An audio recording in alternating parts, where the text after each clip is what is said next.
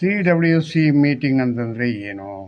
CWC ಮೀಟಿಂಗ್ನಿಂದ ದೇಶಕ್ಕೆ ಏನು ಉಪಯೋಗ ಆಗುತ್ತೆ, ಇಲ್ಲ ಕಾಂಗ್ರೆಸ್ ಪಕ್ಷಕ್ಕೆ ಏನು ಉಪಯೋಗ ಆಗುತ್ತೆ, ಇದು ಹೆಂಗೆ ನಾವು ತಿಳ್ಕೊಳ್ಳೋದು, ಯಾವ ರೀತಿ ನಾವು ವಿಶ್ಲೇಷಣೆ ಮಾಡಿ ಮಾತಾಡೋದು, ಇದು ಒಂದೂ ಅರ್ಥ ಆಗ್ತಾಯಿಲ್ಲ. ಒಂದು ವೇಳೆ ಇವರು ಯಾರೋ DK ಶಿವಕುಮಾರು ಮತ್ತು ರಾಜ್ಯದ ಅಧ್ಯಕ್ಷರು ಮತ್ತು ಕಾರ್ಯದರ್ಶಿ ಆದವರು ಒಬ್ಬರು, ಮತ್ತು ಇವರು ವೇಣುಗೋಪಾಲು ಮತ್ತು ಸುರ್ಜೇವಾಲಾ, ಮುಖ್ಯಮಂತ್ರಿ, AICC ಅಧ್ಯಕ್ಷ ಮಲ್ಲಿಕಾರ್ಜುನ್ ಖರ್ಗೆ, BK ಹರಿಪ್ರಸಾದು, ನಿಸಾರ್ ಅಹಮದ್ ಏನೋ ಹೇಳಿದ್ರು ಅವರು, ಹಿಂಗೆ ಇವರೆಲ್ಲ ಕೂತ್ಕೊಂಡು ಚರ್ಚೆ ಮಾಡಿದ್ರು. ಸೋಲು ಗೆಲುವಿನ ಬಗ್ಗೆ ಮಾತಾಡ್ಬೋದು. ಸೋಲು ಗೆಲುವು ಓಕೆ, ಅದು ಆಗಲೇ ಒಂದು ತಿಂಗಳಾಯಿತು, ಒಂದೂವರೆ ತಿಂಗಳಾಯಿತು. ಯಾವುದು UPನಲ್ಲಿ ಆಗಿದ್ದು. UPನಲ್ಲಿ ಇಲ್ಲಿ ಸಿದ್ದರಾಮಯ್ಯನಿಗೆ ಬೇಡದಿರೋಂಥ ವಿಷಯ.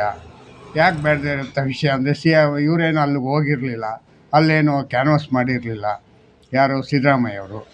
ಮತ್ತು ಇಲ್ಲಿಂದ ಆಗ್ತಕ್ಕಂಥ ಅನುಭವಗಳು ಏನು, ಯಾಕೋಸ್ಕರ ಕರೆದ್ರು ಅಂತಲೇ ನನಗೆ ಅರ್ಥ ಆಗಿಲ್ಲ. ಇದು ಈ ರೀತಿ ಚರ್ಚೆ ಮೀಟಿಂಗ್ಗಳು ಮಾಡೋದ್ರಿಂದ ಪಕ್ಷಕ್ಕೆ ಏನಾದ್ರೂ ಅನುಕೂಲ ಆಗುತ್ತಾ? ಅನುಕೂಲ ಇಲ್ಲ. ಯಾಕೆ ಹೇಳಿ? ಆಗಿರೋ ಅನಾನುಕೂಲನೇ ಸರಿ ಮಾಡೋಕ್ಕಾಗದಿದ್ದಂಥ ರಾಹುಲ್ ಗಾಂಧಿಯವರು ಈಗ ಇದನ್ನು ಚರ್ಚೆ ಮಾಡಿಬಿಟ್ಟು ಏನು ಮಾಡ್ತಾರೆ? ರಾಜ್ಯದಲ್ಲಿ ಈಗಾಗಲೇ 2 ಗುಂಪಾಗಿ 2, 3, 4 ತಿಂಗಳಿಂದ ನೀನಾ ಅಂತ ಅಂದ್ಕೊಂಡು ಮುಖ್ಯಮಂತ್ರಿನೂ DK ಶಿವಕುಮಾರನು ಗುದ್ದಾಡ್ತಾ ಇದ್ದಾರೆ. ಈ ಗುದ್ದಾಟಕ್ಕೆ ಉತ್ತರ ಕೊಡದೆ ನೀವೇ ಮಾತೆತ್ತರೆ ಜರ್ಮನಿಗೆ ಹೋದೆ, ಮತ್ತು ಹೊರದೇಶಕ್ಕೆ ಹೋದೆ, ಅಲ್ಲೋದೆ ಇಲ್ಲೋದೆ ಅಂತ ಸುತ್ತಾಡ್ಕೊಂಡಿದ್ರೆ ಹೆಂಗಾಗುತ್ತೆ? ನಿಮ್ಮ ಕಾಂಗ್ರೆಸ್ನವರು ಅಷ್ಟೇ ಲೀಡ್ರುಗಳು, ನೀವು ಹಂಗೆ ಇದ್ದೀರಾ. ನೀವು ಎಲ್ಲ ಗಡ್ಸಾಗಿ ಎಲ್ಲೂ ಮಾತಾಡೋಲ್ಲ. ನೀವು ಹೇಳ್ತೀರಾ ಏನೋ ಸಿದ್ದರಾಮಯ್ಯ ಅವರೇ, ಇದು ಮೋದಿ ಹತ್ರ ನೀವೇನು BJP ಅವ್ರು ಯಾರು ಮಾತಾಡೋಕ್ಕೆ ತಾಕತ್ತಿಲ್ಲ, ದಮ್ಮಿಲ್ಲ. ನಿಮ್ಗಾಯ್ತಾ ದಮ್ಮು? ನಿಮಗೆಲ್ಲ ಆಯ್ತಪ್ಪ. ನೀನು ಮಾತಾಡ್ಸೋದಲ್ಲ, ನಿಂಗೆ ಸಮಯನೇ ಕೊಟ್ಟಿಲ್ವಲ್ಲ ಮಾತಾಡೋಕ್ಕೆ. ಇನ್ಯಾವ ಸೀಮೆ ದಮ್ಮು ನಿನ್ನ ಹತ್ರ ಇರೋದು? ಅವನು ಕೊಡಬೇಕಾಗಿರೋದು ಕಪ್ಪ ಕಾಣಿಕೆ ಕೊಡೋ, ಈಸ್ಕೊತಾನೆ, ಆರಾಮಾಗಿ ಇರ್ತಾನೆ. ಅದಕ್ಕೆ ಕಪ್ಪ ಕಾಣಿಕೆ ಈಸ್ಕೊಳಕ್ಕೆ ಇಬ್ಬರು ಬಿಟ್ಟವನೆ, ಒಂದು ಸುರ್ಜೇವಾಲಾ, ಒಂದು ವೇಣುಗೋಪಾಲು ಕೇರಳದಲ್ಲಿ ಸುತ್ತಾಡ್ತಾ ಇರ್ತಾರೆ.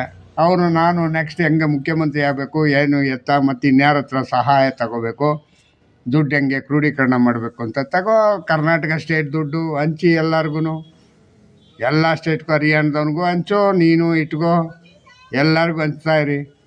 ಏನು ಹೋಗ್ಬೇಕಾಗಿದೆ? ಯಾರ್ದು ಹೋಗ್ಬೇಕಿದೆ? ಎಲ್ಲಮ್ಮನ ಜಾತ್ರೆ ಉಂಡವನೇ ಜಾಣ ಅಂತ, ಯಾರ್ದೋ ದುಡ್ಡು ಎಲ್ಲಮ್ಮನ ಜಾತ್ರೆ ಅಂತ. ಕರ್ನಾಟಕದ ದುಡ್ಡು ಯಾವ್ಯಾವ ಸ್ಟೇಟಿಗೆ ಕೊಡಬೇಕು ಕೊಟ್ಬಿಡಿ, ಆರಾಮಾಗಿ ಇಲ್ಲಿಂದ ಅಲ್ಲಿಗೆ 10 ಸತಿ ಡೆಲ್ಲಿಗೆ ಹೋಗ್ತೀನಿ ಅಂತ ಡೆಲ್ಲಿಗೆ ಹೋಗ್ರಿ, ಮೀಟಿಂಗ್ ಮಾಡ್ತೀನಿ ಅಂತ ಹೋಗ್ರಿ, ಬರ್ರಿ.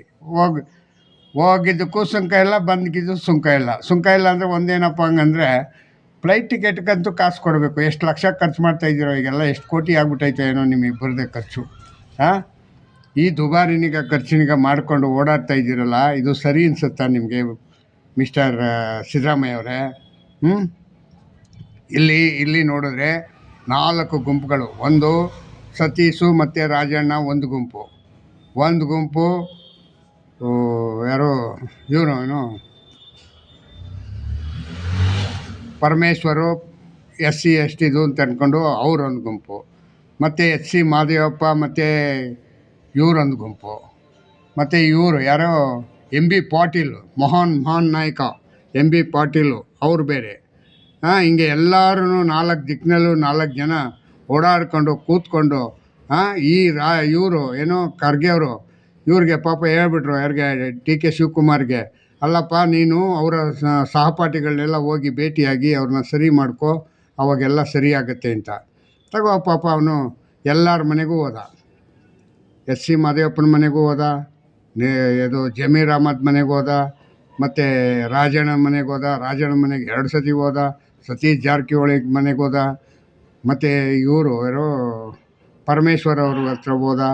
ಎಲ್ಲರನ್ನೂ ಭೇಟಿ ಮಾಡಿಕೊಂಡು ಅವನು ಪಾಪ ಇತ್ತಿಂದ ಇತ್ತಾಗ ಓಡಾಡ್ತಾ ಇದ್ದಾನೆ ಮಲ್ಲಿಕಾರ್ಜುನ್ ಖರ್ಗೆ ಅವರೇ. ಅಷ್ಟು ಮಾಡಿದ್ರು ನಿಮಗೆ ಕನಿಕರ ಮತ್ತು ಸಹನೆ ಇಲ್ಲ ಹಂಗಂದರೆ ಪಾಪ ಅವ್ರ ಮೇಲೆ. ಇಲ್ಲ ಕೊಡ್ತೀನಿ ಅಂತ ಹೇಳ್ಬೇಕು, ಕೊಡ್ತೀನಿ ಅಂದರೆ ಆಸೆ, ಹೊಡಿತೀನಿ ಅಂದರೆ ಭಯ. ಏನು ಕೊಡ್ತೀರಾ ನೀವು? ಕೊಡ್ತೀನಿ ಅಂತ ಹೇಳ್ಬಿಟ್ಟು ಅವನನ್ನು ಇಲ್ಲಿಂದ ಅಲ್ಲಿಗೆ ಅಲ್ಲಿಂದ ಇಲ್ಲಿಗೆ ಸುತ್ತಾಡಿಸ್ತಾ ಇದ್ದೀರಲ್ಲ, ಇದು ಸರಿಯಾದ ಕ್ರಮನಾ? ಹಾಂ, ಹೆಂಗಾಗುತ್ತೆ ಹೇಳಿ ಸಿದ್ದರಾಮಯ್ಯ ಅವರೇ? ಹೇಳಿ. ಮಲ್ಲಿಕಾರ್ಜುನ್ ಖರ್ಗೆ ಅವರೇ, ನೀವು ರಾಷ್ಟ್ರೀಯ ಅಧ್ಯಕ್ಷರು, ನೀವು ಹಿಂಗೆ ದಿನ ತುಂಬಿಸ್ಬಿಡೋಣ ಹಂಗಂತನ? ಮತ್ತು ಹಂಗೆ ದಿನ ತುಂಬ್ತಾ ಇದೆ. ಅವರ ದೇವರ ಜರಿಸೋದು ಏನಿದೆ ಕಾರ್ಯಕ್ರಮ, 8 ವರ್ಷ ಇದನ್ನೀಗ ಇವ್ರು ಮುಗಿಸ್ತಾರೆ. ಯಾರು? ಸಿದ್ದರಾಮಯ್ಯನವರು. ನೀವು ಇಲ್ಲಿ ಒಳ ಒಪ್ಪಂದ ಮಾಡ್ಕೊಂಡಿದ್ದೀರಾ, ಹಿಂಗೆ ಮಾಡ್ತೀವಿ, ನೀನು ಹಿಂಗೆ ಮಾಡ್ಕೋ ಹಂಗಂತ. ಆಯ್ತಪ್ಪ, ಏನು ಕಿರೀಟ ಸಿಕ್ಬಿಡುತ್ತೆ ನಿನಗೆ ದೇವರಾಜ ಅರಸೋದು ದಾಖಲೆ ಮುರಿದ್ಬಿಟ್ರೆ? ಹಾಂ, ಈಗಾಗಲೇ ಜ್ಯೋತಿ ಬಸ್ಸೋದು ಮತ್ತು ಇವ್ರದ್ದೆಲ್ಲ ದಾಖಲೆಗಳು ಮುರಿದ್ಬಿಟ್ಟು ಅವ್ರಿಗೇನು ಎರಡೆರಡು ಕೊಂಬು ಕೊಟ್ಟವ್ರ?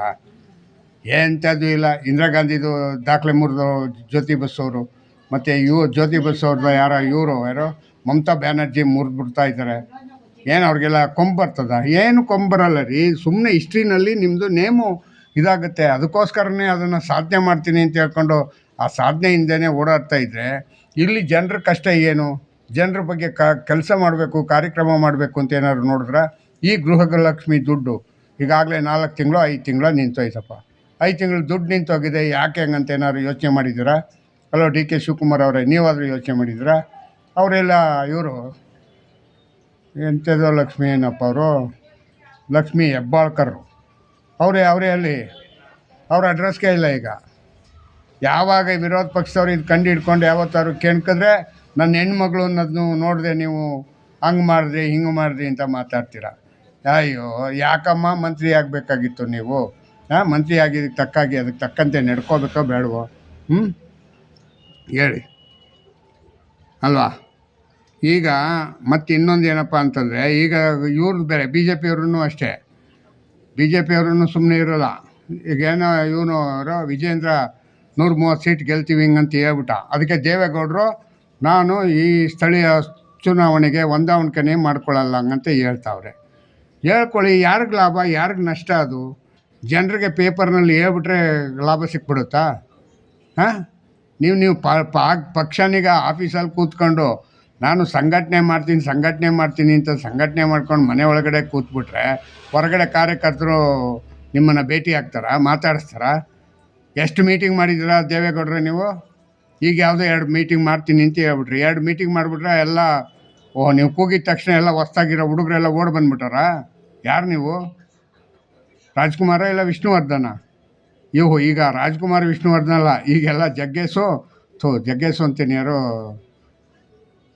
ಇವನಪ್ಪ ಉಪೇಂದ್ರ, ಮತ್ತು ಇವನು ದರ್ಶನ್ನು, ಮತ್ತು ಯಶು, ಮತ್ತು ಇವರು ಏನೋ ಸುದೀಪು, ಇವ್ರು 4 ಜನ ಈಗ ಸಿನಿಮಾ ಆರ್ಟಿಸ್ಟ್ಗಳಾಗಿದ್ದರೆ ನಾವಿಂಥ ಕಡೆ ಬರ್ತೀವಿ ಅಂತಂದರೆ ಅಲ್ಲಿ ಏನು ಕಾಸು ಕೊಡಬೇಡ, ಕರಿಮಣಿ ಕೊಡಬೇಡ, ಬರೀ ಅವ್ರ ಸ್ಪೀಚ್ ಕೇಳೋಕ್ಕೆ ಬಂದು ತುಂಬ್ಕೊಳ್ಳೋರು.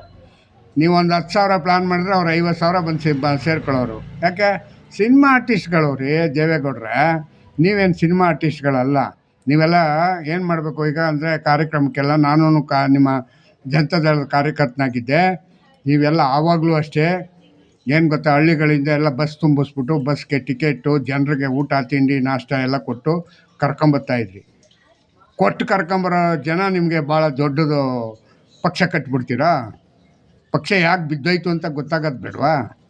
ಹಾಂ, ದೇವೇಗೌಡರು ನಿಮಗೆ ರಾಜ್ಯಸಭಾ ಮೆಂಬರ್ ಮಾಡಿದ್ದಾರೆ. ರಾಜ್ಯಸಭಾ ಮೆಂಬರಲ್ಲಿ ಎಷ್ಟು 1000 ಜನಕ್ಕೆ ಕೆಲಸ ಮಾಡಿಸ್ಕೊಟ್ಟಿದ್ದೀರಾ?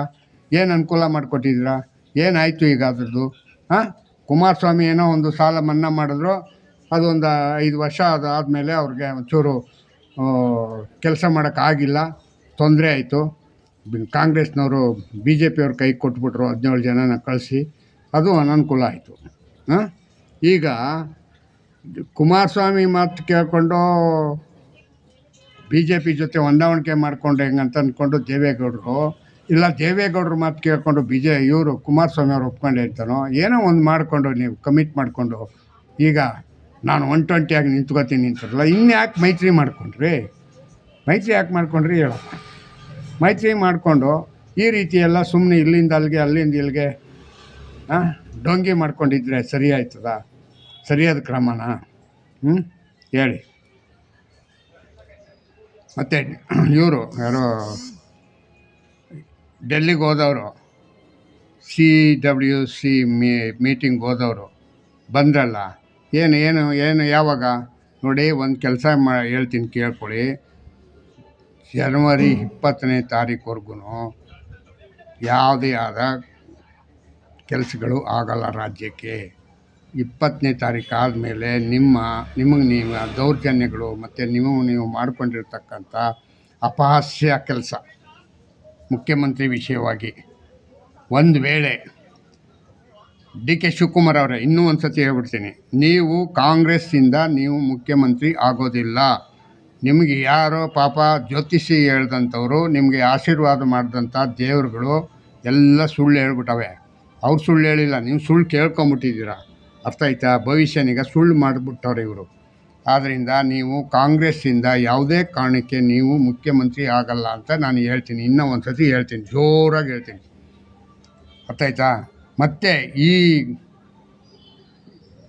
ಸಿ ಎಮ್ ಇದ್ದಾರಲ್ಲ ಸಿದ್ದರಾಮಯ್ಯ, ಇವರು ಯಾವುದೇ ಕಾರಣಕ್ಕೆ ನಿನಗೆ ಬಿಟ್ಕೊಡೋದಿಲ್ಲ, ಬಿಟ್ಕೊಡೋದಾದರೆ ಅವ್ರದ್ದೇ ಆದ ಸಂಘ ಸಂಸ್ಥೆಗಳಿವೆ.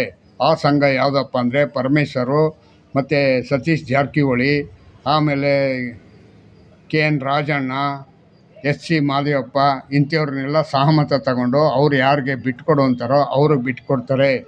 ಆ ರೀತಿ ವಾದ ವಿವಾದಗಳು, ಚರ್ಚೆಗಳು ನಡೀತಾ ಇದೆ.